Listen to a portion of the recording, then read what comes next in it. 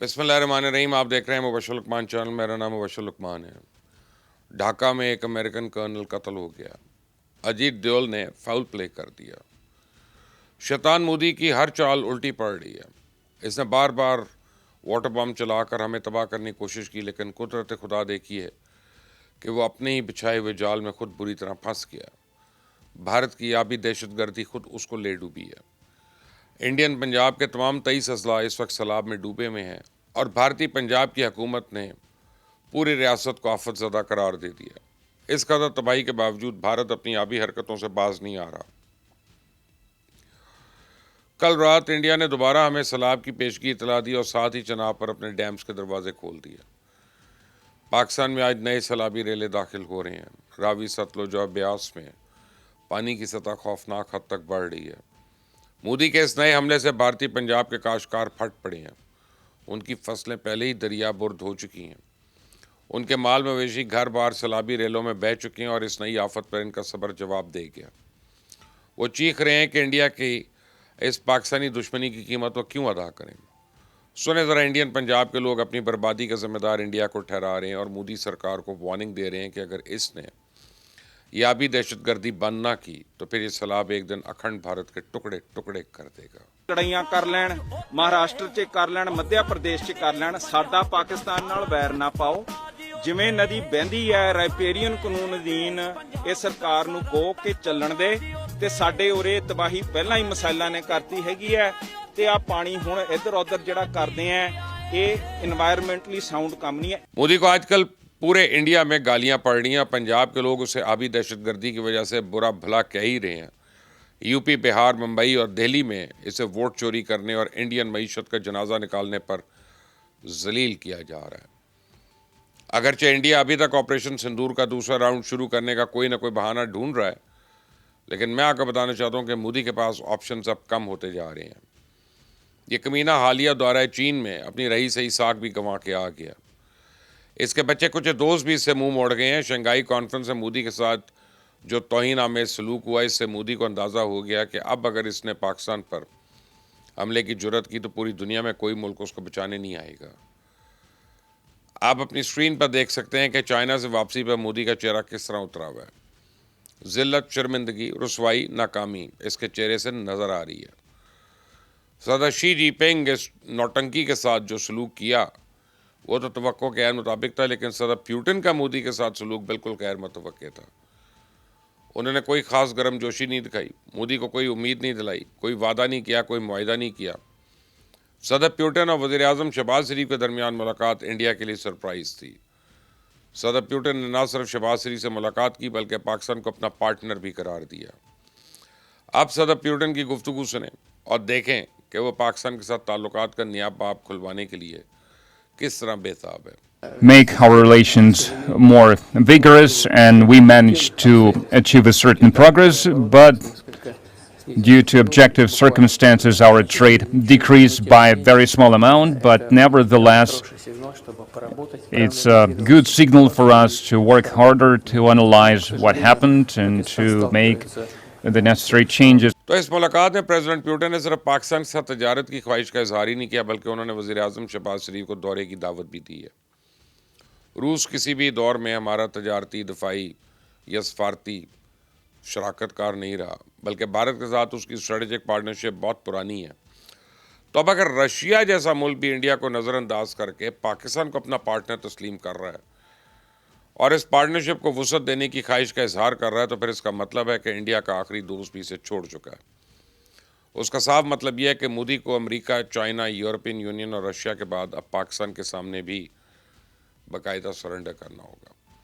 उसे पाकिस्तान से मुतल्लिक अपनी पॉलिसी तब्दील करनी होगी। पाकिस्तान में दहशत गर्दों की स्पॉन्सरशिप बंद करना होगी। पाकिस्तान के खिलाफ आबी जारियत बंद करना होगी। पानी को जंगी हथियार के तौर पर इस्तेमाल करने का ये सिलसिला बंद करना होगा। पाकिस्तान समेत इस खित्ते के तमाम ममालिक के साथ मिलकर चलना होगा, वरना जलालत इसका मुकद्दर है और आने वाले कई बरसों इंडिया इसी तरह जलील होता रहेगा।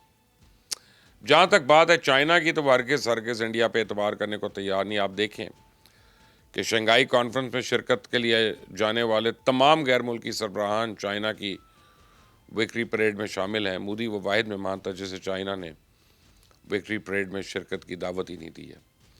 आप अपनी स्क्रीन पे ये मनाजर देखें, रशिया, नॉर्थ कोरिया के सदर, पाकिस्तान के वज़ीर आज़म, वो सब इस तकरीब के मेहमान खुसूसी हैं, जिनकी ये विक्ट्री परेड एक कौमी त्यौहार नहीं है चाइना के लिए, बल्कि ये चाइना की ताकत का इजहार भी है। चाइना ने इस साल परेड के दौरान सिर्फ अपने हथियारों की नुमाइश नहीं की, बल्कि इसने आलमी सियासी बिसात पर अपने इत्तेहादियों की रोनुमाई भी की है।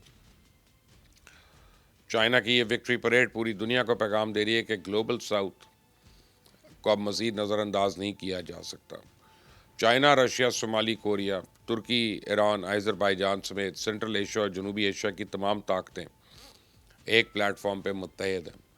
एक भारत है जो इस नई आलमी सफ़बंदी में कहीं भी नज़र नहीं आ रहा। इसका हाल धोबी के कुत्ते वाला है, जो अमेरिका का रहा, ना चाइना का, ना रशिया का। शंघाई कॉन्फ्रेंस ने इंडिया की फॉरेन पॉलिसी के ताबूत में आखिरी कील ठोंक दी है। अमेरिका और यूरोपियन यूनियन से धुतकारे जाने के बाद इंडिया ने चाइना और रशिया की गोद में बैठने की कोशिश की, लेकिन दोनों ममालिक ने जब मोदी को ठेंगा दिखाया तो अब वो दोबारा 100 जूते खाने के बाद 100 प्याज खाने पर राजी हो गया। ब्रेकिंग न्यूज़ यह है कि इंडिया ने रशिया से तेल की खरीदारी में बतदरीज कमी लाने का फैसला कर लिया। हुआ यूं कि पिछले दिनों अमेरिकन कांग्रेस के इंटेलिजेंस कमेटी के सरबराह उन्होंने नेपाल, पाकिस्तान और इंडिया का दौरा किया। अमेरिका वापसी पे उन्होंने दौरे से मुतल्लिक अपनी रिपोर्ट कांग्रेस को पेश कर दी और इस रिपोर्ट में साफ लिखा है कि इंडियन ऑयल कंपनीज़ ने आलमी पाबंदियों के खौफ से रशिया से तेल की खरीदारी बंद करने का फैसला कर लिया। पहले मरहले में इंडिया रशिया से सस्ते तेल की इंपोर्ट में कमी लाएगा और बतदरीज ये खरीदारी बंद कर दी जाएगी। तो अमेरिकन कांग्रेसमैन की ये रिपोर्ट इस बात का सबूत है कि इंडिया ने घुटने टेक दिए हैं। मोदी ने फिर सरेंडर कर दिया।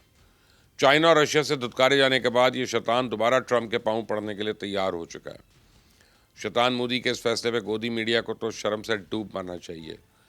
ये पिछले 2 महीने से इंडियन इकॉनमी के गुण गा रहे थे, पूरी कौम को सेल्फ रिलायंस का दर्स दे रहे थे, अपने टेलीविजन स्क्रीन पर अमेरिका के खिलाफ भाषण दे रहे थे और ट्रंप से पूछ रहे थे कि वो कौन होता है हमें डिक्टेशन देने वाला।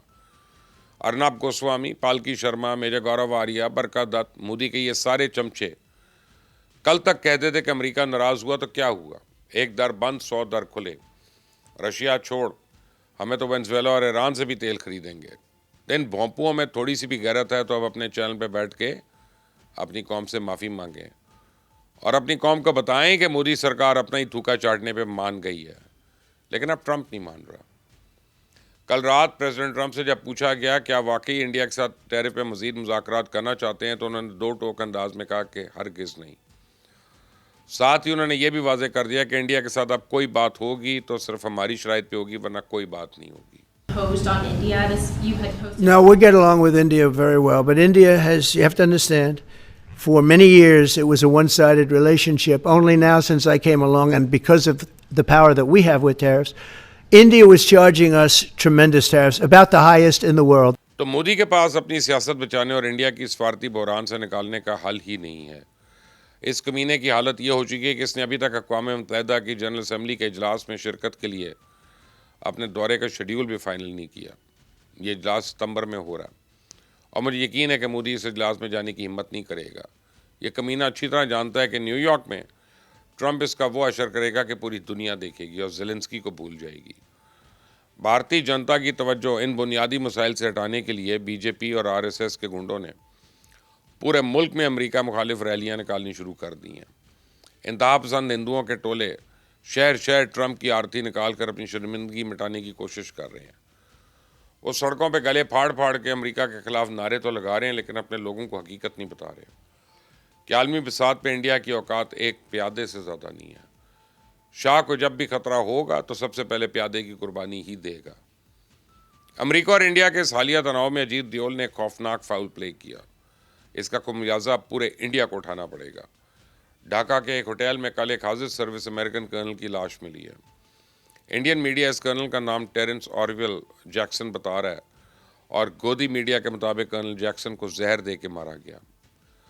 गोदी मीडिया और रॉ से मुंसलिक इंडियन सोशल मीडिया अकाउंट्स इस अमेरिकन फौजी अफसर के कत्ल को अपनी बड़ी कामयाबी के तौर पर पेश कर रहे हैं। वो बड़े फ़ख्र से बता रहे हैं कि कर्नल जैक्सन CIA का अंडर कवर एजेंट और बांग्लादेश में रजीम चेंज ऑपरेशन का मास्टरमाइंड था। रॉ के कीबोर्ड वॉरियर्स दावा कर रहे हैं कि पिछले कई महीने से कर्नल जैक्सन बार बार ढाका के दौरे कर रहा था और अपने हर दौरे के दौरान वसीना वाजिद के मुखालिफ सियासतदान और तलबा रहनुमाओं के साथ मुलाकातें कर रहा था। तो गोदी मीडिया कर्नल जैक्सन की पुरस्कार मौत पर दावे कर रहा है कि इंडिया ने बांग्लादेश में हसीना वाजिद की हुकूमत गिराने का बदला ले लिया। तो मुझे ज़ाती तौर पर इंडियन मीडिया और सोशल मीडिया पे किए जाने वाले दावे दुरुस्त मालूम होते हैं। पूरी दुनिया में रॉ इसी तरह अपने मुखालफिन को टिकाने लगाती है। रॉ की ये पॉलिसी अजीत दियोल ने दी थी। अजीत दियोल ने पाकिस्तान, कनाडा और अमेरिका में सिख कम्युनिटी के रहनुमाओं को बिल्कुल इसी तरह कराए के कातलों के जरिए ठिकाने लगवाया था। तभी पिछले हफ्ते कराची से रॉ का एक स्लीपर सेल पकड़ा गया। उस सेल के उजरती कातलों ने सिंध के ज़िला बदीन में एक समाजी कारकुन को भरे बाजार में फायरिंग करके कत्ल किया था। और इस वहशियाना कत्ल के फ़ौरन बाद रॉ से मुंसलिक सोशल मीडिया अकाउंट्स जो हैं वो इस तरह खुशी का इजहार कर रहे थे कि कोई हद नहीं। ये उनका पुराना तरीका है वारदात है, लेकिन इस मरतबा अजीत दियोल और रॉ ने बड़ी गलती कर दी है। ये गलती पूरी इंडिया को महंगी पड़ेगी और हर इंडियन शहरी अपनी गलती का खुमियाजा भुगतेगा। CIA अपने हाजिर सर्विस अफसर के कातलों को पाताल से भी ढूंढेगी। CIA को चाहिए कि सिर्फ 3 लोगों से तफ्तीश करे, एक मोदी, अजीत दियोल और रॉ का मौजूदा चीफ। CIA को अपने अफसर का कातिल भी मिल जाएगा और कत्ल की साजिश का मास्टरमाइंड भी। यही आज का खरा सच। मेरा नाम मुबश्शिर लुकमान है। इस चैनल को सब्सक्राइब करें, बेल आइकॉन को प्रेस करें। अंटिल द नेक्स्ट टाइम, अल्लाह हाफिज़।